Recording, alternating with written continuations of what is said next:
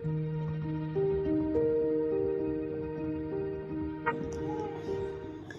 High, welcome to my mini blog. आज mini ब्लॉगमध्ये फक्त अख्खा मसूरची रेसिपी आहे.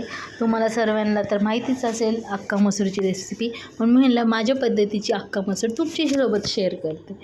तर अख्खा मसूर मी शिजवून घेतलं, 3 शिट्ट्या दिल्या. 3 शिट्ट्या दिल्यानंतर टमॅटो, कोथिंबीर, कढीपत्ता टाकला, टेचलेला लसूण टाकला. अद्रक लसूणची पेस्ट असते पण मी काय टाकली नाही, कारण मला टेचलेलं लसूण टाकलेलं छान आवडतं. ते टाकलं. सगळे मसाले टाकले. तुमच्या डब्यामध्ये जेवढे आहे तेवढे टाका, माझ्या डब्यात मी तेवढे टाकले. ते टाकले. त्याच्यानंतर ते मसाला चांगला फ्राय केला. पाणी टाकलं. पाणी टाकल्यानंतर थोडंसं बॉईल होऊन दिलं. बॉईल आल्यानंतर थोडंसं तेल सुटतं. अशा प्रकारे ते तेल सुटल्यानंतर मी डाळ टाकली.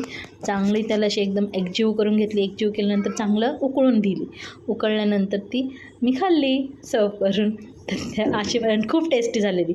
आणि ही डाळ फक्त मी श्रावण महिन्यात हा सगळ्या डाळ, कडधान्य, भाजीपालाच खाल्लेला आहे. श्रावण महिना मी पूर्ण पाळलेला.